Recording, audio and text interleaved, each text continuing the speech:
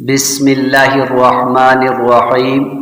آن حضرت صلی اللہ علیہ وسلم پر وحی کا ابتدائی دور اچھے سچے پاکیزہ خوابوں سے شروع ہوا۔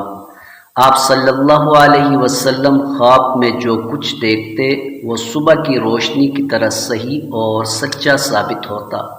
پھر من جانب قدرت آپ صلی اللہ علیہ وسلم تنہائی پسند ہو گئے اور آپ صلی اللہ علیہ وسلم نے غار حرا میں خلوت نشینی اختیار فرمائی اور کئی دن اور رات وہاں مسلسل عبادت اور یاد الہی اور ذکر و فکر میں مشغول رہتے، جب تک گھر آنے کو دل نہ چاہتا توشہ ہمراہ لیے ہوئے وہاں رہتے۔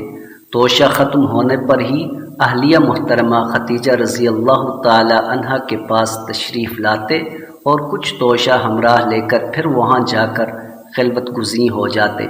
یہی طریقہ جاری رہا یہاں تک کہ آپ صلی اللہ علیہ وسلم پر حق منکشف ہو گیا اور آپ صلی اللہ علیہ وسلم غار حرا ہی میں قیام پذیر تھے کہ اچانک جبرائیل علیہ السلام آپ کے پاس حاضر ہوئے اور کہنے لگے کہ اے محمد پڑھو۔ آپ صلی اللہ علیہ وسلم فرماتے ہیں کہ میں نے کہا میں پڑھنا نہیں جانتا۔ آپ صلی اللہ علیہ وسلم فرماتے ہیں کہ فرشتے نے مجھے پکڑ کر اتنے زور سے بھینچا کہ میری طاقت جواب دے گئی، پھر مجھے چھوڑ کر کہا کہ پڑھو۔ میں نے پھر وہی جواب دیا کہ میں پڑھا ہوا نہیں ہوں۔ اس فرشتے نے مجھ کو نہایت ہی زور سے بھینچا کہ مجھ کو سخت تکلیف محسوس ہوئی، پھر اس نے کہا کہ پڑھ۔ میں نے کہا کہ میں پڑھا ہوا نہیں ہوں۔ فرشتے نے تیسری بار مجھ کو پکڑا اور تیسری مرتبہ پھر مجھ کو بھینچا، پھر مجھے چھوڑ دیا اور کہنے لگے کہ پڑھو اپنے رب کے نام کی مدد سے جس نے پیدا کیا اور انسان کو خون کی پھٹکی سے بنایا۔ پڑھو اور آپ کا رب بہت ہی مہربانیاں کرنے والا ہے۔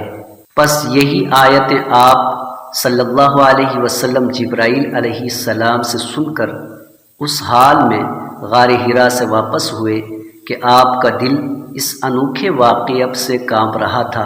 آپ صلی اللہ علیہ وسلم خدیجہ کے ہاں تشریف لائے اور فرمایا کہ مجھے کمبل اڑھا دو، مجھے کمبل اڑھا دو۔ لوگوں نے آپ کو کمبل اڑھا دیا۔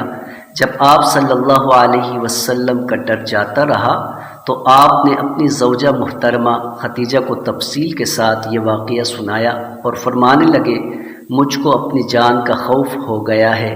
آپ کی اہلیہ محترمہ خدیجہ رضی اللہ تعالی عنہا نے آپ کی ڈھارس بندھائی اور کہا کہ آپ کا خیال صحیح نہیں ہے، اللہ کی قسم آپ کو اللہ کبھی رسوا نہیں کرے گا۔ آپ تو اخلاق فاضلہ کے مالک ہیں، آپ تو کنبہ پرور ہیں، بے کسوں کا بوجھ اپنے سر پر رکھ لیتے ہیں، مفلسوں کے لیے آپ کماتے ہیں، مہمان نوازی میں آپ بے مثال ہیں اور مشکل وقت میں آپ امر حق کا ساتھ دیتے ہیں۔ ایسے اوصاف حسنہ والا انسان یوں بے وقت ذلت و خواری کی موت نہیں پا سکتا۔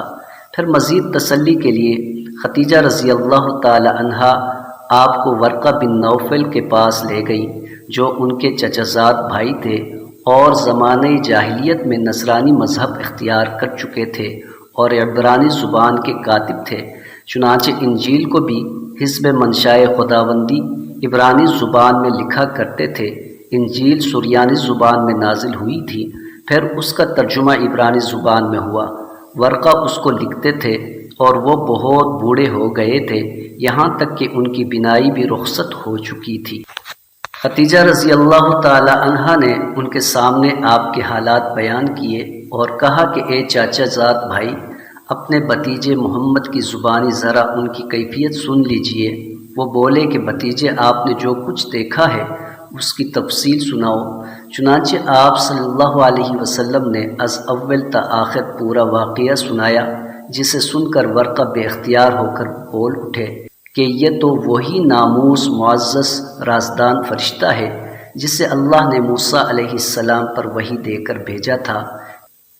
کاش میں آپ کے اس عہد نبوت کے شروع ہونے پر جواں عمر ہوتا، کاش میں اس وقت تک زندہ رہتا جب کہ آپ کی قوم آپ کو اس شہر سے نکال دے گی۔ رسول اللہ صلی اللہ علیہ وسلم نے یہ سن کر تعجب سے پوچھا کہ کیا وہ لوگ مجھ کو نکال دیں گے، حالانکہ میں تو ان میں صادق و امین مقبول ہوں؟ ورقہ بولا، ہاں یہ سب کچھ سچ ہے، مگر جو شخص بھی آپ کی طرح امر حق لے کر آیا لوگ اس کے دشمن ہی ہو گئے ہیں۔ اگر مجھے آپ کی نبوت کا وہ زمانہ مل جائے تو میں آپ کی پوری مدد کروں گا۔ مگر ورقہ کچھ دنوں کے بعد انتقال کر گئے، پھر کچھ عرصہ تک وحی کی آمد موقوف رہی۔ صحیح بخاری حدیث نمبر 3۔